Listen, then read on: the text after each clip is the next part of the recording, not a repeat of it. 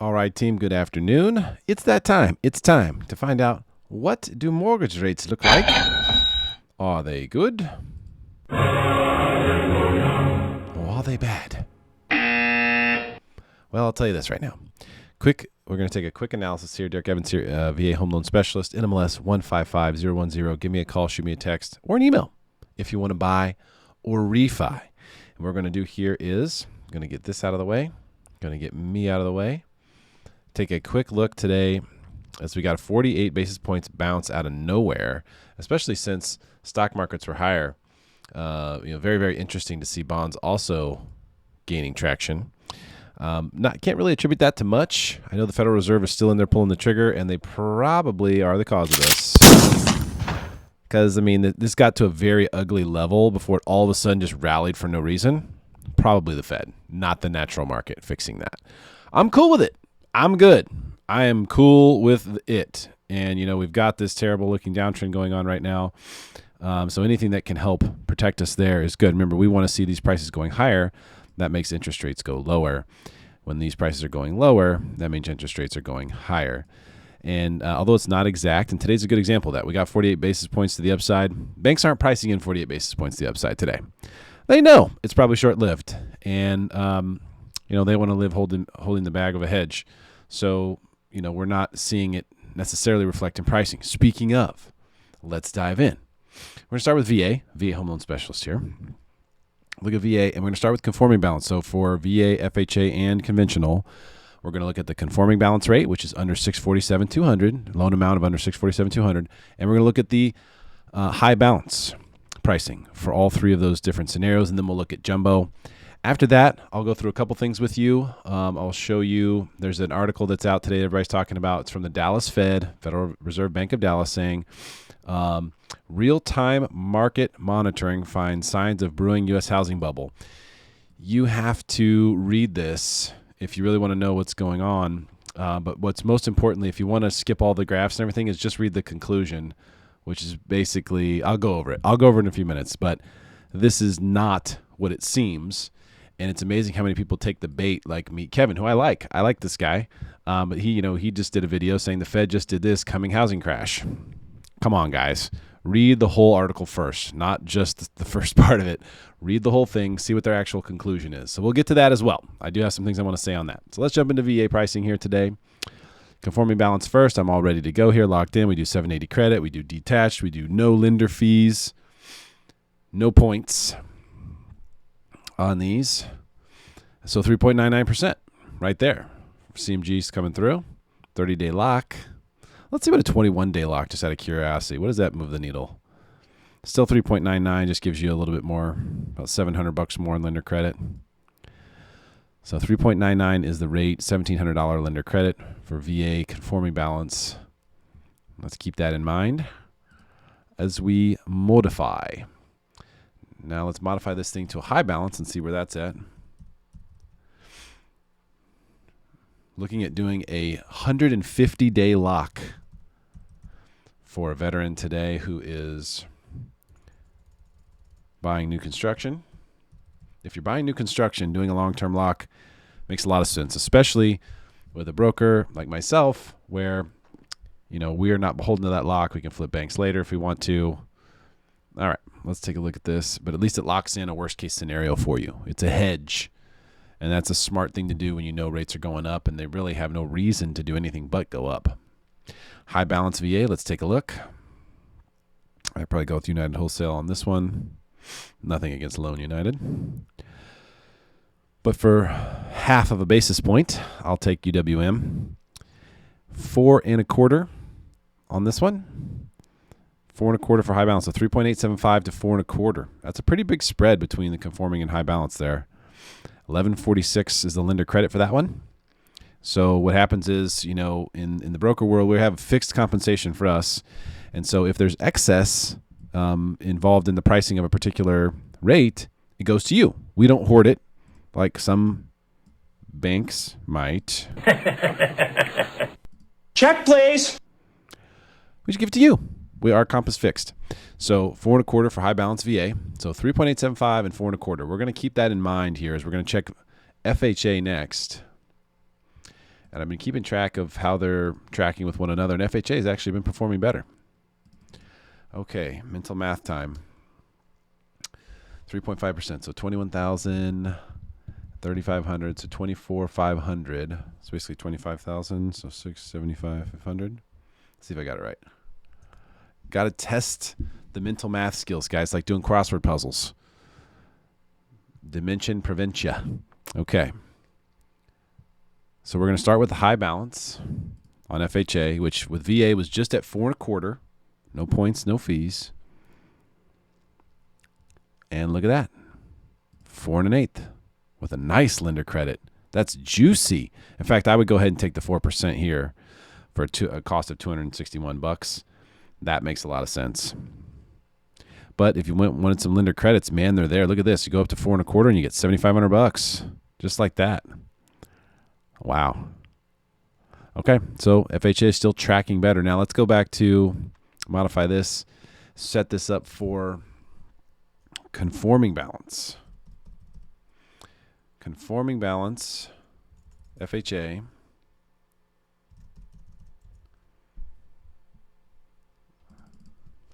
$579. I got that one memorized. Also good for Dimension Preventia. Okay, fees in here. This is going to be conforming balance FHA. For VA, it was 3.875. Now look at that. Very interesting dichotomy here. So CMG's in at the best, 3.99% on a 30-day lock. And you're getting a juicy little credit there too for that. 3.99% gets you almost $1,600 in lender credits. That's on a conforming balance FHA. This was 3.875 on VA, but FHA had the better high balance rate. So FHA has a much tighter spread, only 1/8 between conforming balance and high balance, and VA today, 3/8 spread. Very interesting stuff if you're a mortgage rate nerd like me. All right, now let's go to conventional. And this is where I think rates have really been hurt the most. Conventional purchases and cash out refis too. My goodness. Rates are just astronomical. So we're going to start with the conforming balance, under 647, 200 loan amount. We're just doing minimum percent down on these, by the way. So, you can get better rates in some cases if you have more money down. People putting 30, 40, 50% down, that can really lower the rate, especially for conventional. If you have lower credit scores, that could also make the rate higher. So something to just keep in mind. Okay, so this is really good. Conforming balance, 4.625. Wow. 780 credit score, 5% down. And you get a little bit of a credit there on this conforming balance deal. Not too shabby, 969. And these will be more credit score sensitive is the reason I'm bringing that up right now, because conventional is by far the most credit score sensitive. Both FHA and VA, once you get over 640, you're really smooth sailing. Yeah, the rate can get a little bit better past that, but when it comes to conventional, yikes. Yeah, this can really make a difference. Especially if, like, for example, we're putting this at 780. Let's just for fun, let's put it at 680 and see what that does. So just a 4.625. Let's see what happens when you drop the credit score 100 points. And this is why there's multiple loan programs. This is why you have FHA. It gets up to 5% pretty quick, 4.995% pretty quick, which still isn't bad. I mean, this is conforming balance. I've expected it to be much worse than that, but it went up 0.3%. Now, if we did that on high balance, there would be a bigger delta.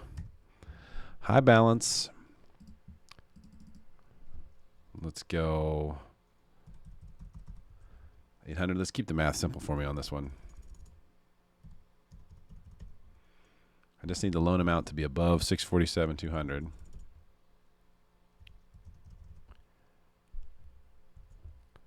$5 down. What's also very interesting is from a rate perspective, a lot of times if you put less than 20% down, you'll get a better rate than if you put exactly 20% down. But then if you put 25% or more down, the rate gets better than if you just put exactly 20% down. There's some weird stuff with that. It has to do with just risk factoring. And I could explain it, but it'd be super boring right now. High balance. Here we look at the best. 5 1/8. Either way, one's with Loan Depot, one's with JMac. I'd probably go with JMac. No offense, love the Loan Depot guys, but that's just where I would put it. 4.99. Not bad for $737. That's not too shabby. $737. You get under 5% range. 5% something is going to become more and more normal as we continue to transfer bond coupons. By the way, I didn't even show you this, but we're on the 4% coupon now. So we were on the 2% coupon for a long time, 2.5, 3.5. Now we're on the 4% coupon. Let's check jumbo here as well. That's high balance conforming right there, or conventional right there. Let's check jumbo. I've got this one scenario stuck in my head. I'm just going to keep using it because it's 20% down jumbo, which is typically the minimum. Sure, you can find, other programs. We have them. In fact, the UWM we mentioned earlier, they've got some. I think it's 120, 123. Yeah, we've got some of those, lower down jumbo programs. They're out there. There's no question about it. If you have questions about those, let me know. And while this is running, I'll take a quick chance here. You submit your scenario. You want to know what rates would be for you? Just send me an email. Shoot me a text. All I need is your loan amount, purchase price, or home value if it's a refinance, credit score, and whether it's a condo or a detached home. And the credit score can be an estimate from Credit Karma or something like that, just something to give you something. Now, those scores aren't always correct, but this will allow you to get something. Okay. Here is jumbo action. We do really well with JMac. Have a commission cap there that helps keep these rates super, super tight. And so you can see there today, 4.375 on this jumbo action is really, really competitive. I mean, that is super duper smokin' for jumbo. 4.375. Beautiful. And there's lender credits in there too. Look at that. So you could even buy this down, for a relatively small amount in comparison. 1.13 points to get it down to 4% is also not too bad. Not too shabby. So those are today's rates. A recap. VA conforming balance was 3.875. VA high balance was 4.25. FHA conforming balance was 3.99. FHA high balance was 4.125. Conventional was 4.625 and 4.99.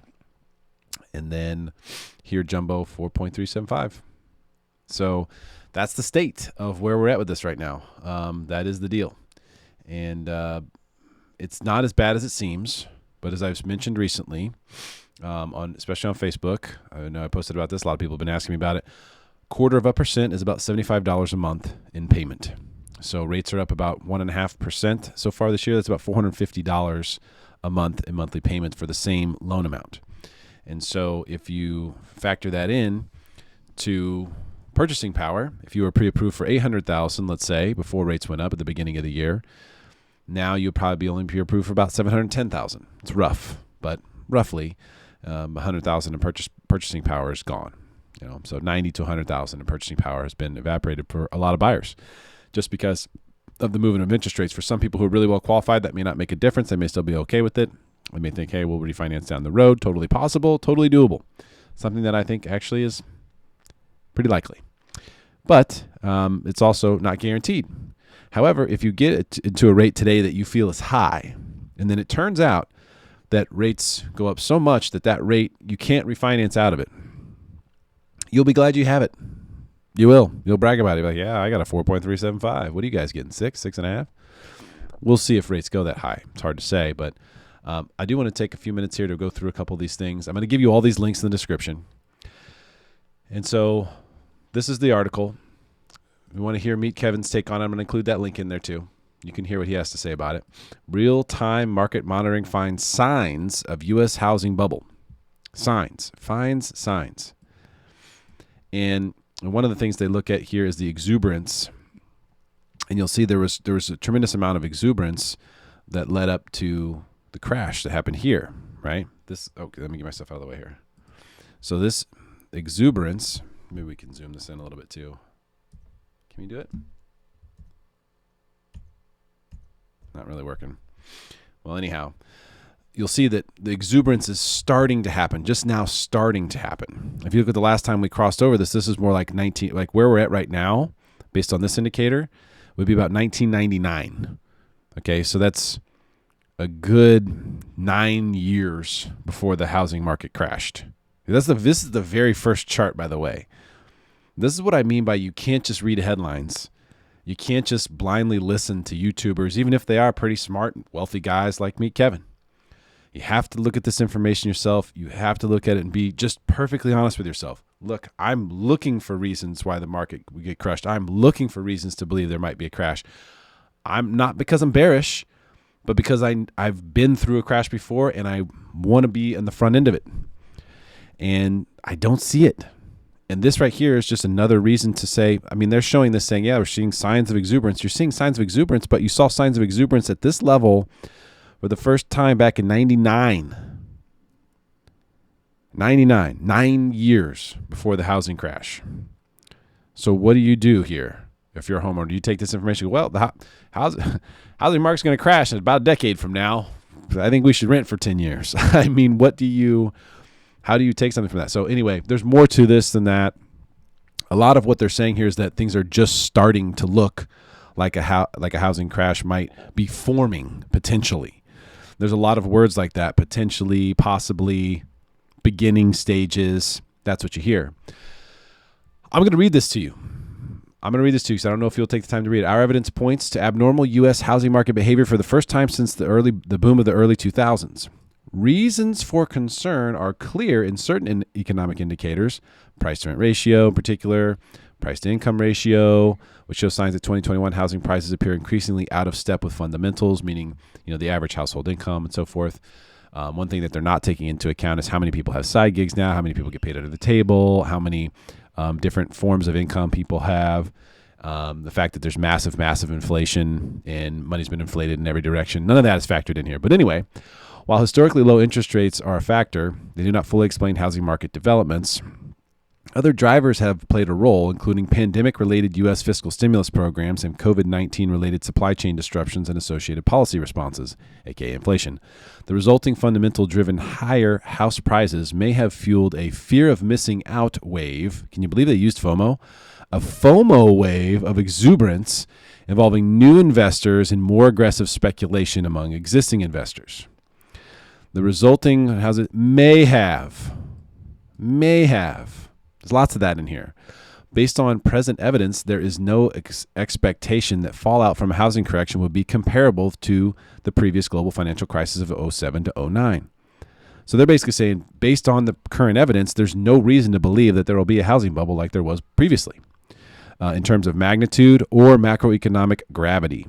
Among other things, household balance sheets appear in great shape. Oh, among other things, just notice how negatively written this is. Isn't it interesting how that works?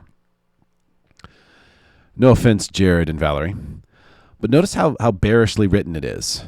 Because they mention all the negatives first, and then they go, oh, but there's no reason to believe it's going to be that bad because, among other things, household balance sheets are in much better shape. People have more money on average.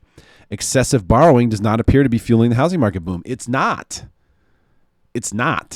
Excessive borrowing is not happening. It hasn't been happening. It's not going to happen because lending was fixed. It was broken back then. It's been fixed. Importantly, experience from the housing bubble in the early 2000s and the subsequent development of advanced tools for early detection and deployment of warning indicators, some illustrated in this analysis. So now they're telling you that some of the things that they're providing in this analysis will even show the other side, mean that market participants, banks, policymakers, regulators are all better equipped to assess in real time the significance of a housing boom. Thus, here we go, in conclusion, they are in a more informed position to react quickly and avoid the most severe negative consequences of a housing correction. Well, I'll be darn.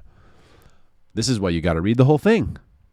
What they're saying is, it looks like there's possibly signs of a housing bubble brewing, possibly, maybe. We've got a couple indicators on here. To me, it looks like they're way early, if anything. at best. If they're right, they're way early, potentially 9 years early. So then they go on to say that the data that's available now is going to give policymakers, banks, mortgage companies way more runway to understand if a housing bubble is actually brewing and to make corrective adjustments ahead of time. Not only that, they talk about how the average household is much richer than they were back then, and that excessive borrowing doesn't appear to be fueling it. So, which is what would be, a potential issue. So anyway, I'm going to include that link. You can read the whole thing if you want, go through all these indicators and everything, but pretty much everything is just like, even this one right here, price to income increasing quickly, but not yet exuberant. It's not even exuberant yet. These levels that we're at right here are levels from the early 2000s that were 5 or 6 years early for the housing crash. So, or 5 or 6 years before the actual crash. And so it's a long way. That's a lot of data that has to roll out before you can really compare these. Anyhow, I'll leave the links for you. You can listen to Meet Kevin's take on this as well as mine. Let's jump to a couple other things here. Russia repositions troops away from Kiev, marking a shift in the war. This is why they were saying that the market ran today. This is what was the reason. Hey, the market's running hot today. Because there's talks of peace and there's scaling back war efforts. And, hey, that's great. I'm all for that. Fire it up. Let's giddy up. But look at the 10-year, 2.4%. Holy smokes. This bond right here, the German bond, that was negative for a while. Look at that. Oil around $105, just kind of hanging out there in the hundies. Gold, I think, is right over 1,900. Bitcoin, mid 47s, kind of been hanging out there most of the day. Ethereum's been on a tear, got to 3,400 today. So good stuff happening on the crypto front for sure. So good news from Russia. Here's an interesting take to compare with what the Dallas Fed was saying. Patrick Harker says he thinks the U.S. can actually avoid a recession, even amidst all these signs, and he gives some good reasons why. And I would watch this because it is totally possible. Everyone is so sure that we are going to enter a recession in the near future, and everyone's like an economist now for sure, right? But even if I don't even think economists know the answer to these things. They're more backwards looking than forwards looking. But if you look at, where is this? Here it is. There's a record right now, 5 million more job openings than people who are unemployed. So job openings up to 11.3 million. Because there's a lot of people quitting. And then the unemployed number is like 8 million. So there's 5 million more job openings listed than there are people unemployed. How interesting is that? What that tells you is that companies are hiring because they believe that the projection for the future is growth-oriented. And that means that they're doing well, they have money, they're not pinching pennies, they're looking to grow, they're adding on, they're looking for people. It's an insane labor shortage right now. Insane. Which is so bizarre, isn't it? But that's one of the symptoms of inflation. Again, there's so much money in the room that, yeah, you can hire people left and right. Why not? What's money? What is that? Who cares? So that's kind of what's going on there. So he's saying, hey, you could avoid a recession if you just do the right things. I don't think the administration is going to do the right things, but it's worth watching and checking it out if you want any more information. I'm also on Rumble now. It's just basically taking all my YouTube videos and sticking them over there. Not a whole lot of activity going on this page yet, but I'll include that link in there as well in case you're a Rumbler. We went through mortgage bond chart. Honestly, we did come up today. I do expect that we'll peel back tomorrow. This is sort of that, same thing that's been going on where it's just a magnet up to the previous support. We got some support here last time. We were able to hold on there for a second, and then it just blew right through it. So retracing back up to where that support was now becoming resistance. And then we've also got the downtrend here up against us. So I think the chances of mortgage bonds going much higher this week is probably unlikely. If we do, we could get up here to the 102.5 mark. That would be awesome. That'd be amazing. It's like 70 basis points from here. That would change rates to the positive for sure. So hopefully we'll see that, but I just think it's unlikely. I'm still telling everyone, lock right away. If you're in a contract for a new build, get locked. even if it's 150 or 180-day lock and you have to take a little bit on the chin from a pricing perspective, that's okay. Don't worry about taking a little rate hit on the chin to lock in a rate that is now your worst case scenario. And if you want to quote, submit your scenario to me, email me, text me. I need your loan amount, the purchase price of the home you're buying, or the value of the home you're refinancing. Your credit score could be approximate, could be a guess, could be Credit Karma, whatever. Give me something to work with. And then whether it's a condo or a detached home. Just give me those things, and then I will run a specific search for you right in here and send you the rate sheet. That's what I always tell everyone to get. Ask for the rate sheet. Most loan officers don't, so this is what the rate sheet is. Oh, sorry. I'm so bad at this. This is what the rate sheet is right here. So always ask for this. Ask your loan officer to send you the rate sheet. Just ask for transparency. I just believe there should be transparency here. What does the rate sheet look like? What are my options to buy down or to take a higher rate and get lender credits? Peel back the curtain, LOs. Peel back the curtain. Show people what you're working with. Just be more transparent. There's so much lack of that it's really frustrating, to be honest. We'll take a quick gander at Bitcoin here. So remember the channel we drew yesterday, it has really come up right onto that. And what also is in play now, the 200-day moving average right here, it's kind of just gone up and touched that. It's right, you got the trend line, the 200-day moving average. So this is going to be a tough area to get through for Bitcoin for sure. We may see some pullbacks, but look at the channel that we're in. There's plenty of room to pull back and stay in this channel. In fact, we could go down to 36,000 and still be in this channel with a higher low scenario still playing out. But with Duquan and with Michael Saylor both announcing that they're buying hundreds and hundreds of millions of dollars worth of Bitcoin in the near future, I think we will probably get through this level, or if not, we'll at least hold along it for a while before we bust above it. So it's nice to see a little micro down uptrend finally out of this downtrend that we were in for so long, so painful. And the macro uptrend is still intact and looking really, really good. So I think things are looking really good for Bitcoin. People ask me, why do you like Bitcoin so much? I'd say it's very similar to the reasons why I like real estate so much. There's a limited amount of it, and it serves a great purpose. Doesn't real estate serve a great purpose? Real estate serves a great purpose.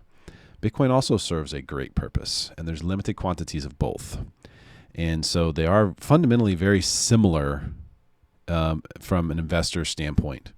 Even though one is super physical and one is totally digital, their use cases are completely different. But just from a fundamental standpoint of there being scarcity and extremely valuable use cases, they are very similar assets. And I think that they will both go much higher over time. So we'll see. All right. Submit your scenario. Let me know how I can help. I'm here for you. Have a great day, and I'll be in touch soon.